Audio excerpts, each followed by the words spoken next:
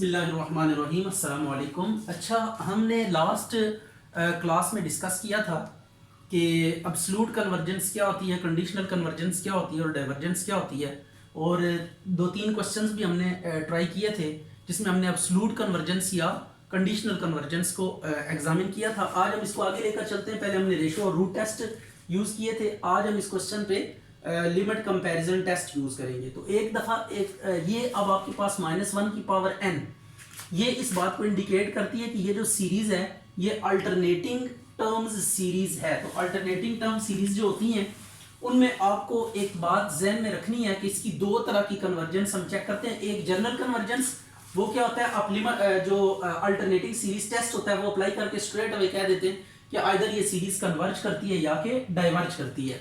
लेकिन दूसरा है कि आप इसके कॉरेस्पॉन्डिंग एक पॉजिटिव टर्म सीरीज एज्यूम करते हैं। जैसे यहाँ पे हमने मॉड अप्लाई कर दिया, अब इसकी तमाम टर्म्स पॉजिटिव हो जाएंगी, ये पॉजिटिव टर्म सीरीज बन गई। अब इसकी कन्वर्जेंस या डाइवर्जेंस को हम डिस्कस करेंगे और इसकी कन्वर्जेंस डाइवर्जेंस को डिस्कस करने के लिए हमारे पास जो टेस्ट है, ratio test, root test, limit comparison test, basic comparison test, p series test, geometric series test, ये सारे के सारे टेस्ट हम अप्लाई कर सकते हैं जो है ना पॉजिटिव टर्म सीरीज के ऊपर। लेकिन अल्टरनेटिंग सीरीज टेस्ट के ऊपर डायरेक्टली हम उन टेस्ट को अप्लाई नहीं कर सकते, because all those tests are defined for positive term series. तो इसलिए हम मॉड लेके हम इस सीरीज की क्लासिफिकेशन कर देते हैं। इसकी कन्वर्जेंस की दो तरह की कन्वर्जेंस होती है, अब्सोल्यूट, कंडीशनल कन्वर्जेंस। तो ये हम डिस्कस करने लगे हैं। अभी सबसे पहले ए एन मॉड हमने लिया, तो ये आ गया n+2 over n into n+1। अब आप एक काम करें, इस n को अंदर मल्टीप्लाई कर दें, n+2 over n square plus n।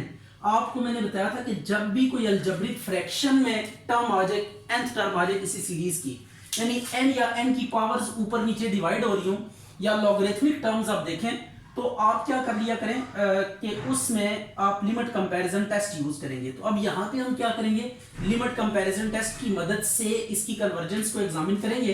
तो फर्स्ट ऑफ ऑल हम देखते हैं कि कैसे इसकी कन्वर्जेंस डाइवर्जेंस को हम चेक कर सकते हैं। तो लिमिट कंपैरिजन टेस्ट में हमारे लिए जो ए एन के बाद अगला टारगेट होता है वो होता है बी एन, हमने चूज करनी होती है।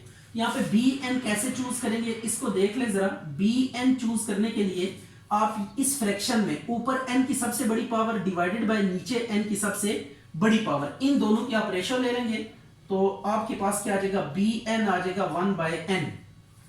अब आप इनकी रेशो लेंगे, a n over b n का mod is equal to n+2 over n square plus n 1/n। n को ऊपर मल्टीप्लाई कर दें तो a n over b n का mod is equal to n square plus 2n divided by n square plus n। ये आ गया। अब हमने इसके ऊपर क्या अप्लाई करनी है, लिमिट अप्लाई करनी है। तो लिमिट अप्लाई करने का रूल आपको पता होगा कि लिमिट अप्लाई करते हुए जब भी इंफिनिटी और इंफिनिटी फॉर्म बन रही हो तो आप या तो लॉपिटल रूल लगा सकते हैं या फिर हाईएस्ट पावर से क्या कर सकते हैं, डिवाइड कर सकते हैं। तो यहाँ पे हम हाईएस्ट पावर से डिवाइड कर देते हैं, n स्क्वायर हाईएस्ट पावर है यहाँ पे, तो ऊपर नीचे n स्क्वायर से हमने क्या कर दिया, डिवाइड कर दिया। इसके डिवाइड करने के बाद आपके पास जो रिजल्ट आएगा वो हम यहाँ पे प्लेस कर देंगे और उससे फिर लिमिट कंपैरिजन टेस्ट को दोबारा रीड आउट करेंगे कि लिमिट कंपैरिजन टेस्ट क्या कहता है। तो अब ये आ गया 1+2 ओवर n 1+1 ओवर n। अब इस पे लिमिट अप्लाई करें तो 1+2 ओवर इंफिनिटी 1+1/इंफिनिटी, ये आ गया 1+0 1+0 इज 1। तो ये अब आपके पास आपने जब लिमिट इसकी कैलकुलेट की तो ये आ गई आपके पास 1 के इक्वल, ना तो ये 0 है ना ही इंफिनिटी है। अब ये 0 और इंफिनिटी के अलावा जो है ना आ रही है आपके पास लिमिट। अच्छा, लिमिट कंपैरिजन टेस्ट में हमने 3 केसेस पढ़े थे कि अगर लिमिट आपके पास 0 और इंफिनिटी यानी कोई फाइनाइट नॉन जीरो नंबर अगर आएगी लिमिट, तो तब हम क्या करेंगे, यहाँ पे लिखेंगे both series behave alike. This implies both series behave alike. ये आ गया। अब आपने क्या करना है, बी एन से डिसाइड करना है कि ये सीरीज कन्वर्ज कर गई है या डाइवर्ज कर गई है। ठीक है, अच्छा जी। अब बोथ सीरीज बिहेव अलाइक। अब सिंस बी एन को हम लेकर आते हैं समीशन इसके ऊपर अप्लाई करके, ये देखिए ये पी सीरीज है, is p series with p is equal to 1। तो इसमें हमने पढ़ा था कि अगर p ग्रेटर देन 1 होगा तो ये कन्वर्ज करेगी, और अगर p less than equal to 1 होगा तो सीरीज डाइवर्ज करेगी। तो series diverges by p test, p test से ये सीरीज क्या कर गई है, डाइवर्ज कर गई है। Hence by limit comparison test, hence by limit comparison test a and mod also diverges। अच्छा, एक बात आप ध्यान में रखिएगा कि जब कभी भी आप लिमिट कंपैरिजन टेस्ट या बेसिक कंपैरिजन टेस्ट अप्लाई कर रहे होंगे अल्टरनेटिंग सीरीज के ऊपर, उसकी एब्सोल्यूट या कंडीशनल कन्वर्जेंस को एग्जामिन करने के लिए, तो उस केस में आपने देखना है कि अगर इस टेस्ट से ये सीरीज जो एब्सोल्यूट टर्म सीरीज है अगर ये डाइवर्ज कर गई तो आपने स्टॉप नहीं करना, आपने इससे आगे भी मूव करना है। नाउ वी अप्लाई AST, ठीक है। तो ये बात आपने ध्यान में रखनी है कि अगर लिमिट कंपैरिजन टेस्ट या बेसिक कंपैरिजन टेस्ट या ज्योमेट्रिक सीरीज टेस्ट या p टेस्ट या इंटीग्रल टेस्ट अगर आप अप्लाई करें अल्टरनेटिंग सीरीज टर्म की कॉरेस्पॉन्डिंग एब्सोल्यूट टर्म सीरीज के ऊपर और वो डाइवर्ज कर जाए, तो then you have to proceed further कि आपको अल्टरनेटिंग सीरीज टेस्ट अप्लाई करके चेक करना पड़ेगा कंडीशनल कन्वर्जेंस के लिए। लेकिन अगर आप रेशो या रूट टेस्ट अप्लाई करते हैं, उससे कोई सीरीज कन्वर्ज कर जाती है, एब्सोल्यूट टर्म सीरीज कन्वर्ज कर जाती है या डाइवर्ज कर जाती है, तो क्वेश्चन वहां पे क्या हो जाएगा, स्टॉप हो जाएगा।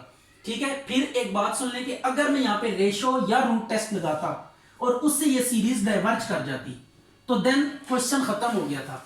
लेकिन रेशो और रूट टेस्ट के अलावा कोई भी टेस्ट अगर आप अप्लाई करेंगे तो फिर आपको क्या करना पड़ेगा, आगे अल्टरनेटिंग सीरीज टेस्ट भी अप्लाई करना पड़ेगा फॉर कंडीशनल कन्वर्जेंस। और एक और बात आप ध्यान में रख लें कि आपने क्या करना है, अगर यहां पे ये कन्वर्ज कर जाती सीरीज, एब्सोल्यूट टर्म सीरीज अगर कन्वर्ज कर जाती तो फिर भी क्वेश्चन खत्म था।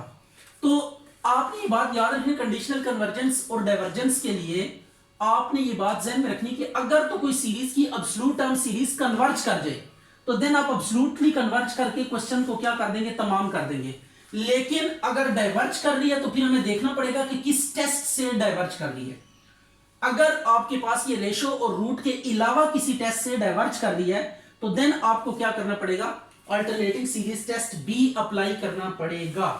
तो दिस इज इंपॉर्टेंट पॉइंट, इसको आप ध्यान में रख लें। अब हम क्या करने जा रहे हैं, अब हम इसके ऊपर अप्लाई करने जा रहे हैं अल्टरनेटिंग सीरीज टेस्ट। तो ये बात आप ध्यान में रखें कि हमने लिमिट कंपैरिजन टेस्ट इसके ऊपर अप्लाई किया तो ये डाइवर्ज कर गई है। अब हम इसके ऊपर अल्टरनेटिंग सीरीज टेस्ट अप्लाई करेंगे और उससे देखेंगे कि ये सीरीज कन्वर्जेंट है या डाइवर्जेंट है। तो it is the next phase. तो ये जो बात मैंने आपको बताई है इसके ऊपर आपने पूरी तरह से सोच विचार करनी है ताकि आपको अल्टरनेटिंग सीरीज टेस्ट में जब आप कंडीशनल या एब्सोल्यूट कन्वर्जेंस डाइवर्जेंस को आप जब एग्जामिन कर रहे हो तो उसमें ये बातें आपके माइंड में अच्छी तरह होनी चाहिए। अच्छा, अब हम अल्टरनेटिंग सीरीज टेस्ट की दो चीजें, एक तो लिमिट अप्लाई करेंगे इसके ऊपर और ये लिमिट 0 आनी चाहिए। तो आप देखते हैं ये लिमिट 0 आती है या नहीं आती। n स्क्वायर प्लस n, तो आप हाईएस्ट पावर से ऊपर नीचे डिवाइड कर दें या एक डेरिवेटिव ले लें, 2n आ गया। अच्छा जी, तो ये आपने ना क्या करना है, यहाँ पे डेरिवेटिव मैंने ले लिया है, आप इसको एज अ फंक्शन एज्यूम करके इन्फिनिटी पे आप इसका फंक्शन वाला बिहेवियर भी एज्यूम करके लॉपिटल रूल अप्लाई कर सकते हैं। इस पे कोई इफेक्ट नहीं। वैसे आमतौर पर यहाँ पे डेरिवेटिव हम अप्लाई नहीं कर सकते सीरीज को लेकर, क्योंकि सीरीज जो होती है ना उनकी domain set of natural numbers होती है, मतलब कंटिन्यूटी को यहाँ पे हम उस तरीके से डिस्कस नहीं कर सकते। तो यहाँ पे इन्फिनिटी पे पहुंच के हम जस्ट एज्यूम इट कि ये it behaves like a function. तो ये आ गया 1/∞, ये 0 के इक्वल आ गई। पहली कंडीशन आपके पास पूरी होगी कि ये आपके पास क्या आ गई, लिमिट 0 आ गई। अब दूसरा केस आपने करना है कि इसको आपने प्रूव करना है कि ये डिक्रीजिंग सीक्वेंस है। तो अल्टरनेटिंग सीरीज टेस्ट में दो कंडीशंस हैं, एक है आपके पास कि लिमिट 0 होनी चाहिए और दूसरी कंडीशन है कि आपने क्या करना है, इसका डेरिवेटिव लेना है और वो क्या होना चाहिए, इसके कॉरेस्पॉन्डिंग एक फंक्शन लेट करेंगे और उस फंक्शन को लेट करने के बाद आपने उसका डेरिवेटिव लेना है। ठीक है, ये बी कॉन्टिन्यूअस ऑन 1 से इन्फिनिटी। अब इसका डेरिवेटिव ले लें, differentiate with respect to x। तो f डैश ऑफ x आ गया आपके पास x square plus x 1 minus x plus 2 as it is, ये आ गया 2x plus 1 divided by x square plus x का होल स्क्वायर। तो अब आपने क्या लिखना है, x square plus x minus 2x square minus x minus 4x minus 2। तो इस सारे को सिंप्लीफाई करेंगे तो आप देखेंगे कि नेगेटिव साइन कॉमन आ जाएगा इसमें से, माइनस एक्स स्क्वायर ये कैंसिल हो गया, minus 4x minus 2 divided by x square plus x का whole square, 4x plus 2 divided by x square plus x का होल स्क्वायर। तो ये नेगेटिव आ गया आपके पास, ठीक है। तो f डैश ऑफ x कितना आ गया, नेगेटिव आ गया। तो this implies f of x is decreasing on 1 से इंफिनिटी। अगर फंक्शन डिक्रीजिंग है तो सीक्वेंस की प्रॉपर्टीज भी वही होंगी, क्योंकि फंक्शन ज्यादा रिस्ट्रिक्ट ज्यादा जो है ना यूं कह लें कि एक्सटेंडेड आइडिया है। तो अब हम क्या लिखेंगे, this implies an is decreasing, an is decreasing। तो ये एक डिक्रीजिंग सीक्वेंस आ गया। तो अब आपने नोट किया कि ये डिक्रीजिंग सीक्वेंस भी आ चुका है और लिमिट भी इसकी 0 है nth टर्म की। तो हम क्या लिखेंगे, सो बाय AST सीरीज कन्वर्जेस। अब ये कन्वर्ज कर गई है।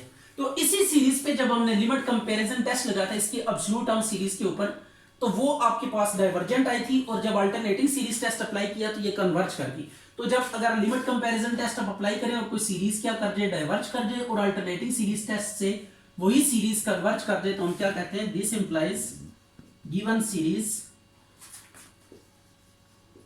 Series converges conditionally.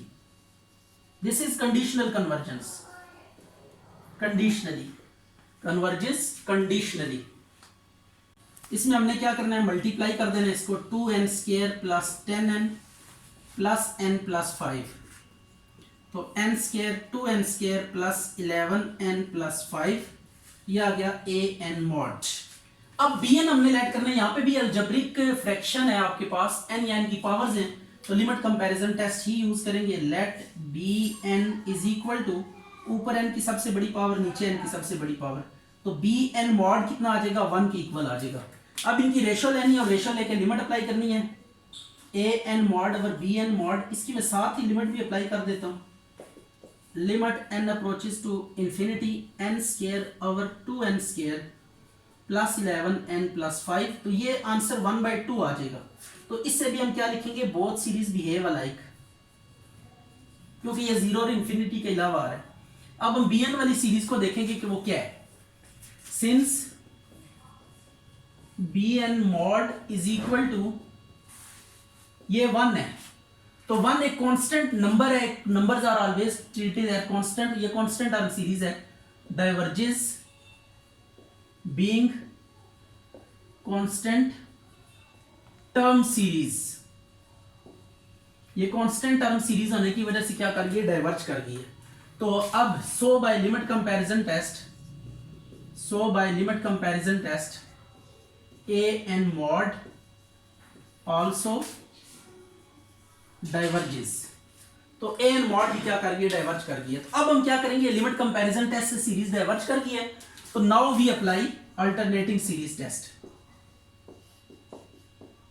Now we apply AST, तो उसके लिए आप nth टर्म ले लें। nth टर्म हमारे पास ये सिंप्लीफाइड फॉर्म इसकी मौजूद है, तो ये आ गया 2n square plus 11n plus 5। तो इसके ऊपर लिमिट अप्लाई करें आप, an limit n approaches to infinity, n square से डिवाइड करना पड़ेगा ऊपर नीचे, n स्क्वायर से ऊपर नीचे डिवाइड कर दें, तो ये अब आपके पास आ जाएगा answer 1/2 which is not equal to 0। तो अल्टरनेटिंग सीरीज टेस्ट की पहली कंडीशन होती है कि आपके पास ये जो लिमिट है ये 0 आनी चाहिए। अब लिमिट 0 नहीं आई तो सो बाय AST -1 की an डाइवर्जेस। तो अब फाइनली क्या लिखेंगे, हेंस गिवन सीरीज डाइवर्ज। तो गिवन सीरीज क्या करेगी, डाइवर्ज करेगी। तो ये आपके पास अल्टरनेटिंग सीरीज को लेकर उसकी एब्सोल्यूट या कंडीशनल कन्वर्जेंस को हम कैसे ट्रीट करते हैं, इस पे आपने जो बैकग्राउंड पे जो नॉलेज चल रहा है, जो थ्योरी चल रही है, उसके ऊपर अच्छे तरीके से आपने कमांड हासिल करनी है उसके बाद आपने क्वेश्चंस की तरफ आना है, क्योंकि जब तक आपको ये अंडरस्टैंडिंग नहीं होगी, आप जितने मर्जी क्वेश्चन सॉल्व कर लें, आपका ये कॉन्सेप्ट क्लियर नहीं हो सकता। तो जो बैकग्राउंड नॉलेज इसके पीछे चल रहा है, आप उसको सबसे पहले पक्का करें, और आफ्टर दैट आप ये क्वेश्चंस की तरफ आएँ तो it would be better for you.